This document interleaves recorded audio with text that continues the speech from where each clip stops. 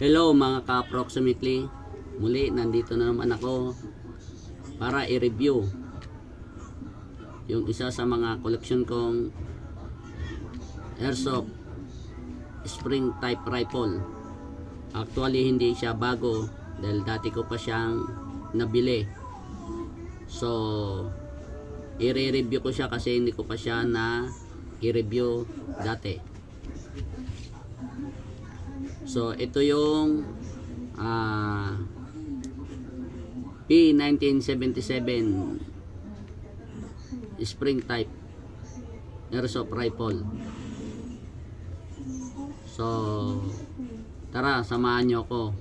Pero bago yon, ito muna yung isang nagbabagang intro. Audio Jungle.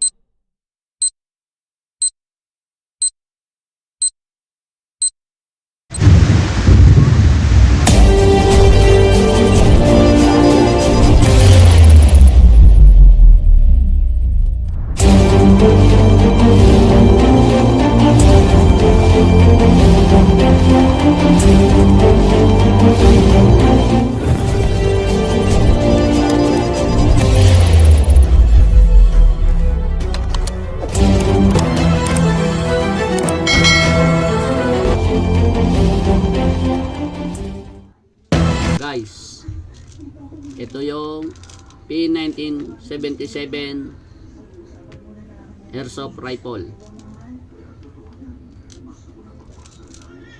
o tinatawag din tong SCAR.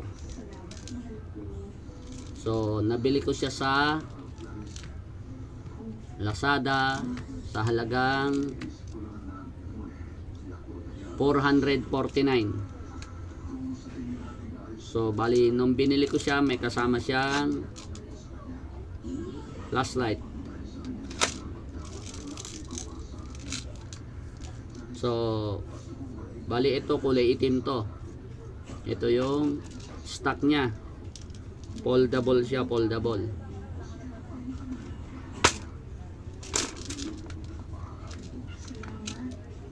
Tapos itim siya, binalutan ko lang siya ng sticker. Concealed sticker.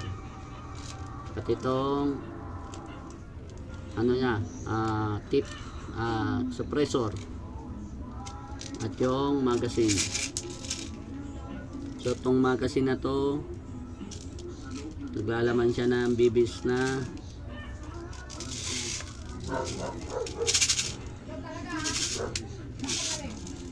2, 4, 6, 8, 10, 12, 14, 16, 18, 20, 21 BB's pellet ang laman niya. So bali mga ka-approximately, bali nasira na tong P1977 ko. So yung pinaka piston niya,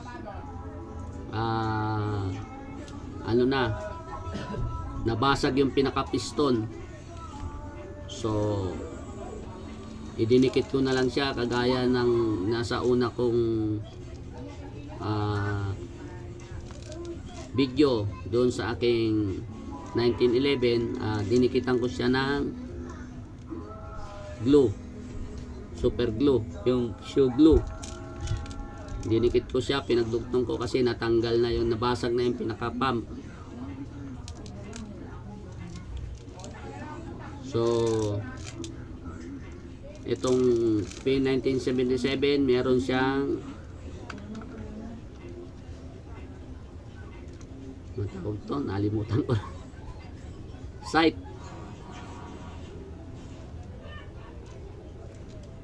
Front sight at rear sight.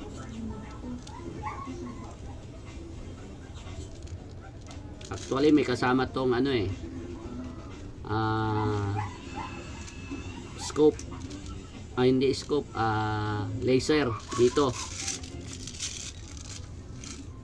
To bali nasira na yung laser. Ito ganito niya, nasira na rin. Bali niram ko to do sa isa kong koleksyon. kasi may kasama siyang ganito. Ayan. So meron siyang railing dito sa ibabaw para sa scope. Pwede nyo siyang lagyan ng scope.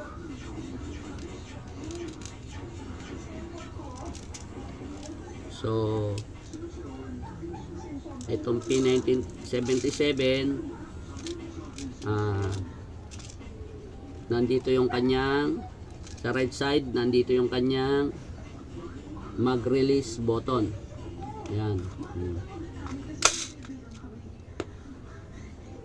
Tapos yun nga, foldable stock siya. Yan.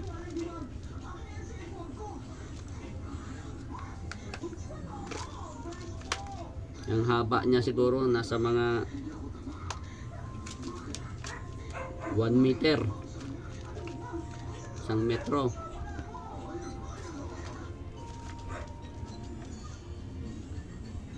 Mga 90 centimeter.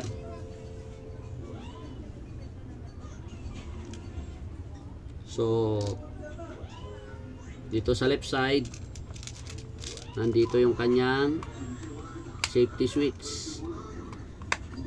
Bali pag yung safety switch niya nakaturo papunta roon, ibig sabihin ready to fire siya. Pag yung safety switch na nakaturo papunta rito, papunta dito, papunta roon, yung safety switch naka-safety yan, o hindi mo makakalapit. So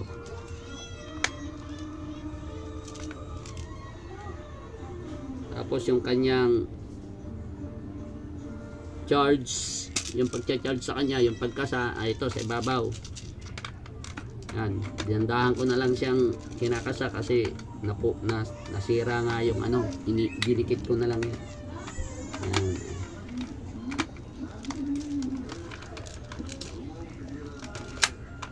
Ayun.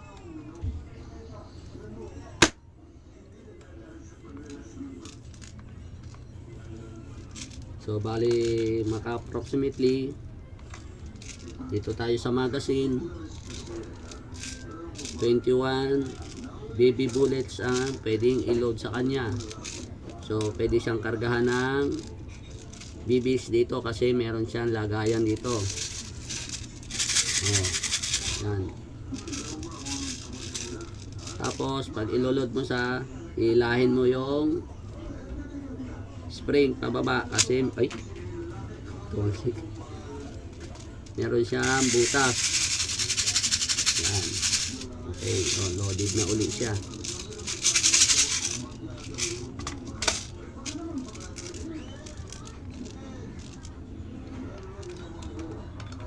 Rear side, front side.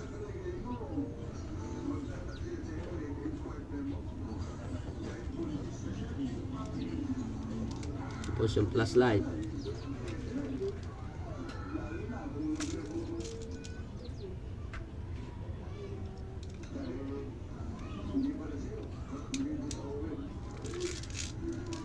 Ito yung pinaka forward grip niya, yung plus light.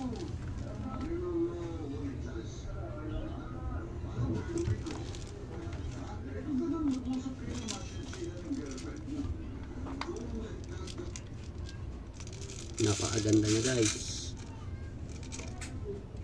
Meron siyang lagayan dito ng sling dito.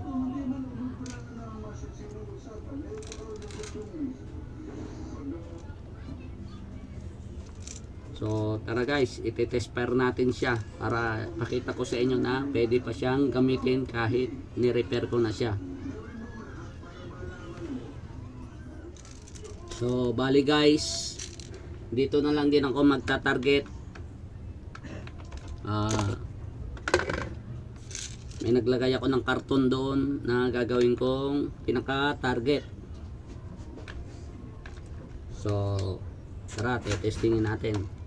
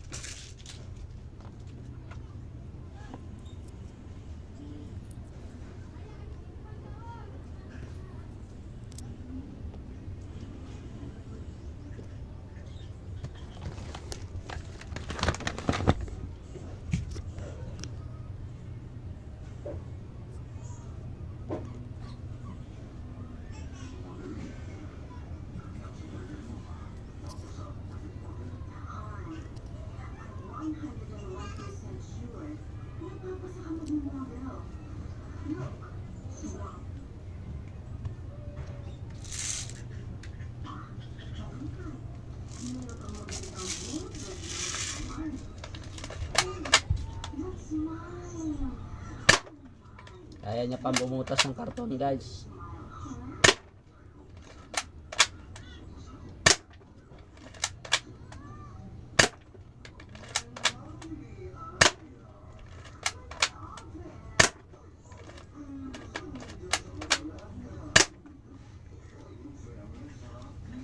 So, ayun guys, bumubutas pa siya ng karton. Ibig sabihin, malakas pa tong aking P1977. Nagkabutas-butas pa yung mga karton. Yung karton. So, ayun mga ka-approximately, ito yung target natin. So, ayan, nagkabutas-butas siya. So, ayun mga ka-approximately, ito yung target natin. So, ayan, nagkabutas-butas siya. Medyo manipis lang. Nahulog yung mabala. Medyo hindi naman siya kanipisan. Nakapal din siya kasi yung iba kong tina-spare dito, hindi naman siya nabutas. So dito nagkabutas-butas yung karton. Kasi dati nung bagong bili ko pa siya, nasa 180 to 200 fps daw sabi nung seller. So sa tingin ko mas lumakas siya kasi yung spring niya in-upgrade ko. So mga around 200 fps siya, 200 plus ngayon. So yun nga, baka bumigay na naman yung dinugtong ko na valve, yung nabiyak kasi yung valve na putol, yung pinaka pangsabit niya sa trigger. So dinugtong ko na lang yun. So ayun mga ka-approximately, bali malakas pa rin siya. Bali hanggang dito na lang mga ka-approximately. Salamat sa panonood nyo. Kung nagustuhan nyo yung video, pa-like and subscribe na lang.